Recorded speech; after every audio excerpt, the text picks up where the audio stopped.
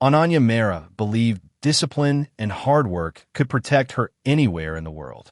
She left India as a respected fitness trainer, chasing success and independence, unaware that her ambition was guiding her straight into a carefully designed trap. Sheikh Khalid Al-Rashid was known publicly as a powerful patron of elite lifestyles, but behind closed walls his influence operated without mercy. When their paths crossed, Ananya's dream career turned into a silent nightmare, where success became leverage and freedom became a threat. What began as opportunity ended as a deadly fight for control, one the world was never meant to witness.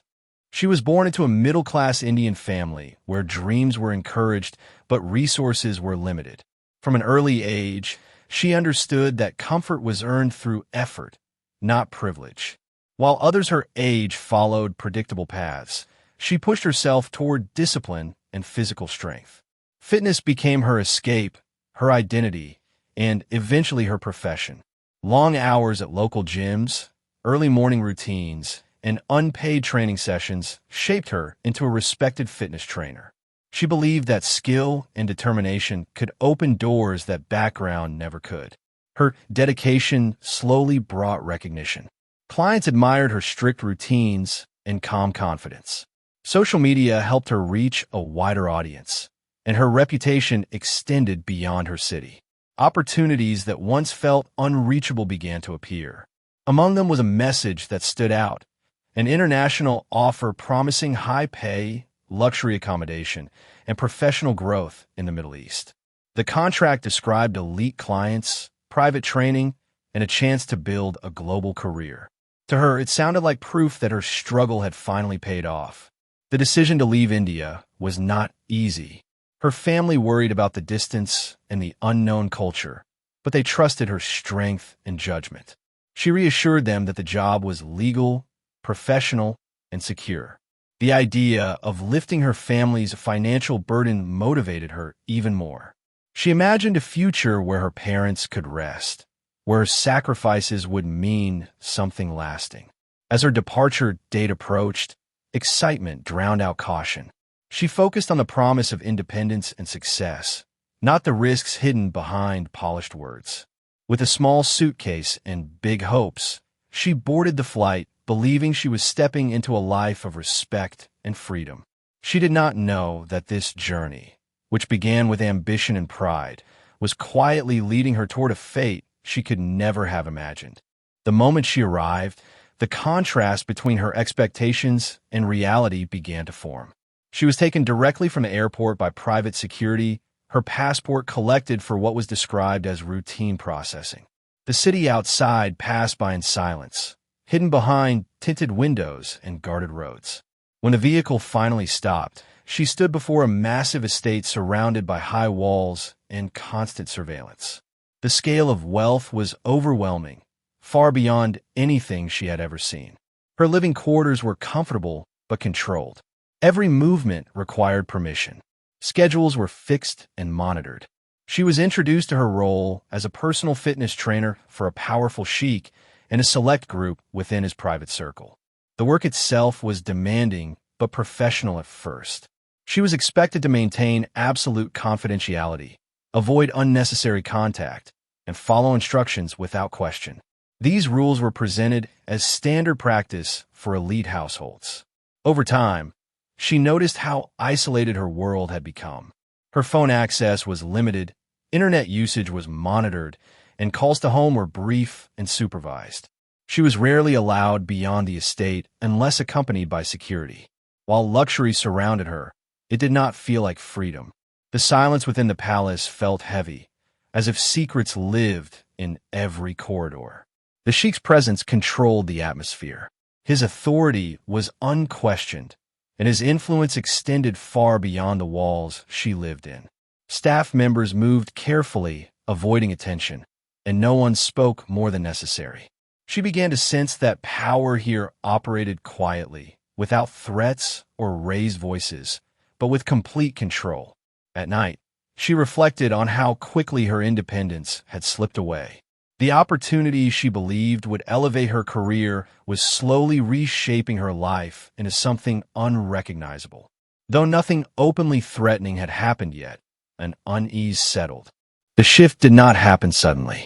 It arrived in small, unsettling moments that were easy to dismiss at first. Cameras seemed to appear where none had been before. Security staff lingered longer than necessary during private training sessions. She began to sense that her actions were being observed beyond what her job required. What once felt like strict professionalism slowly crossed into something intrusive and uncomfortable. She noticed changes in how routine situations were handled. Harmless interactions were documented and stored.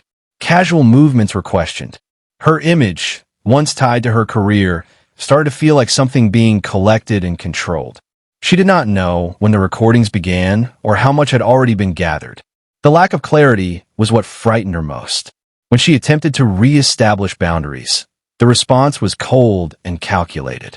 Her contract terms were suddenly emphasized.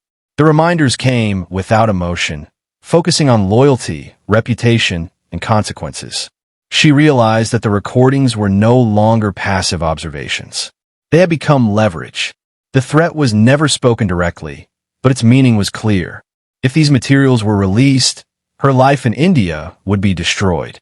Her family would be humiliated, and her professional identity erased. Fear replaced confidence. She became careful with every movement, every expression. The palace felt smaller, tighter, as if the walls were closing in. She understood now that leaving was not simply a matter of choosing to go. The power imbalance was absolute. Her passport remained out of reach, and her legal status depended entirely on the same people who now controlled her silence. What shocked her most was the realization that the trap had been laid patiently. The opportunity that brought her there had also stripped her of protection. She had entered this world believing skill would shield her. Instead, it had made her vulnerable. The pressure became part of her daily existence. Instructions arrived indirectly, always framed as expectations rather than threats. Each reminder carried the same message. Compliance ensured safety. Resistance invited ruin. She was shown how easily her image could be reshaped, how moments taken out of context could be used to define her in ways she could never undo. The fear was no longer abstract. It felt immediate and personal. Her movements were restricted further. Training schedules changed without notice, designed to keep her isolated. Access to staff she once trusted disappeared. Even simple requests required approval, reinforcing how little control she had left. The luxury around her now felt deliberate, almost mocking, as if comfort was being used to disguise captivity. The more she tried to remain professional, the more her position weakened. Her passport was mentioned often but never returned. Legal consequences were hinted at, suggesting that any attempt to leave would lead to arrest or disgrace. She understood that the system around her was designed to protect power, not people like her. Every rule worked in favor of those who control the narrative. The idea of justice felt distant and unreliable. Despite the fear, something inside her resisted surrender. She began to observe carefully, memorizing routines and identifying moments when supervision relaxed. She stored details in her mind, knowing that memory might be the only thing that could not be taken from her.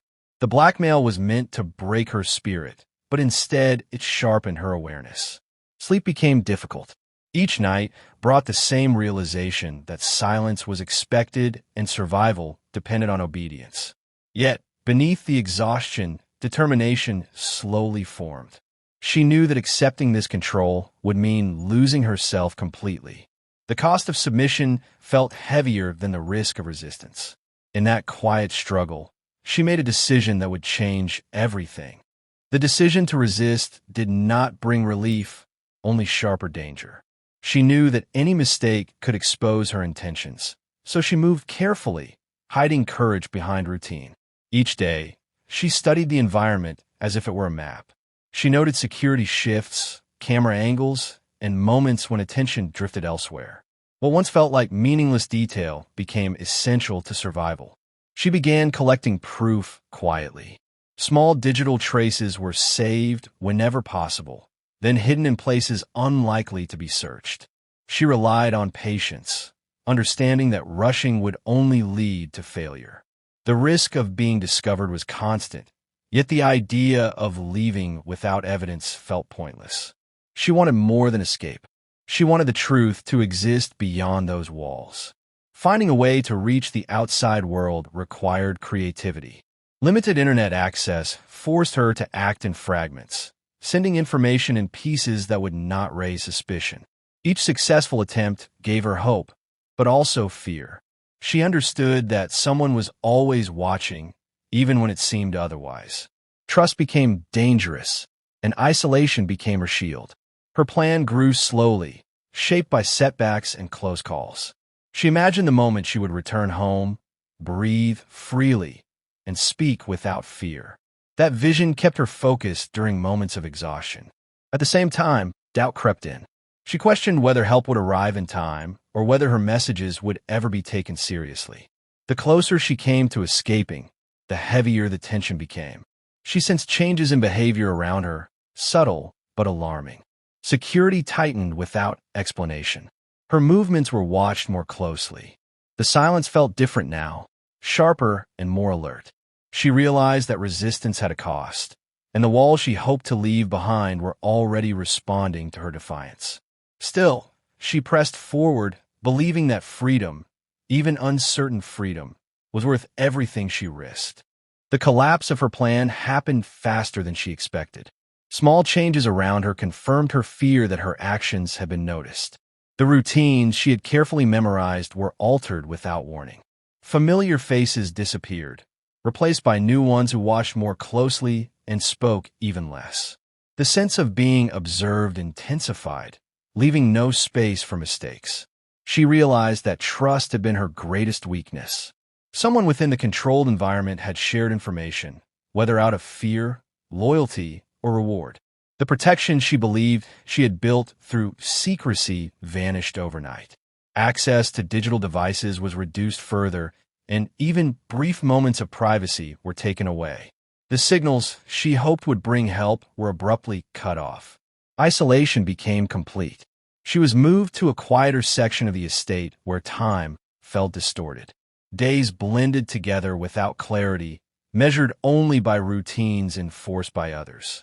The outside world felt distant, almost unreal. The future she had imagined returning to began to fade, replaced by uncertainty and dread. What frightened her most was the calm that followed the exposure.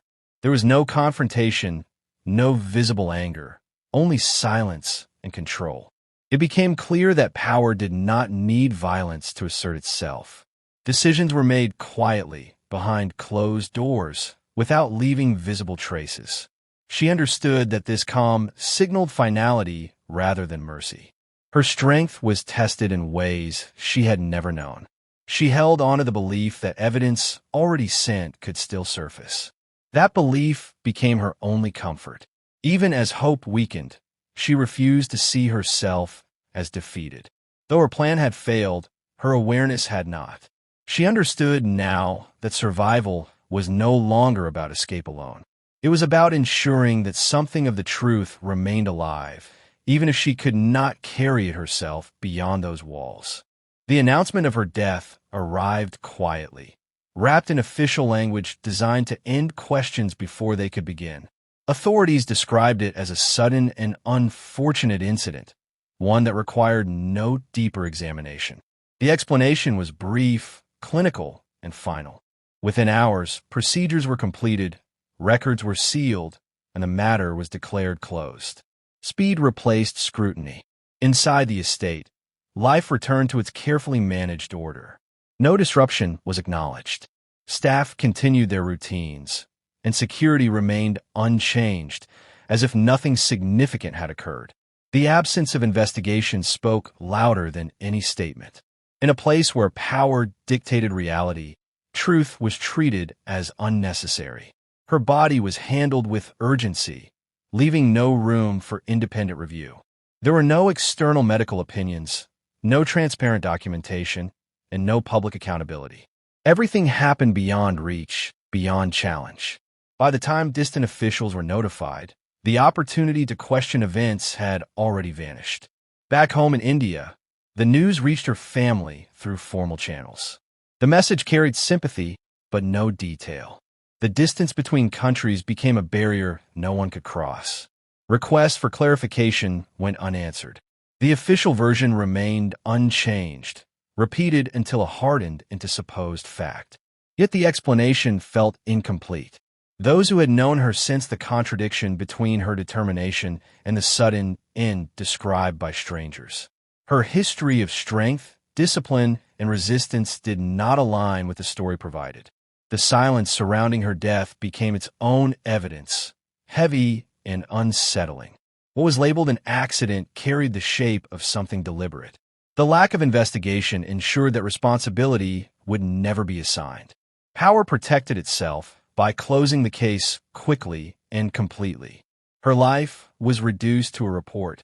After her death, fragments of her life began to surface in unexpected places.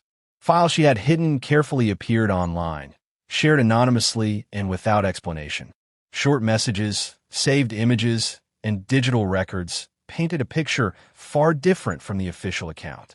Each piece carried weight, not because it was dramatic, but because it revealed intention, planning, and fear.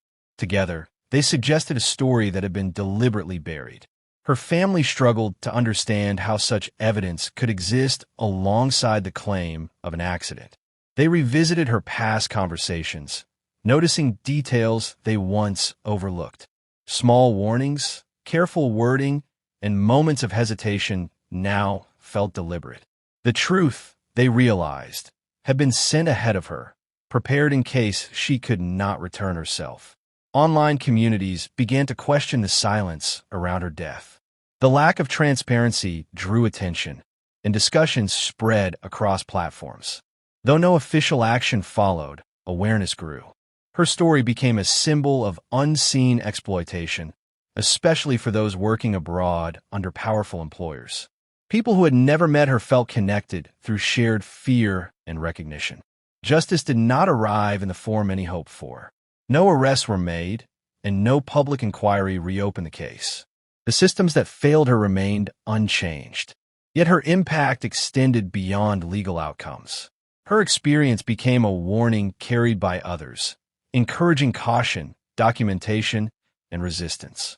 Her fight for freedom ended where power decided it should, but her silence did not last. The truth survived through the evidence she protected and the awareness it created. Though her life was taken, control over her story was not. In the end, her legacy was not defined by how she died, but by how carefully she ensured that the world would one day know she tried to survive.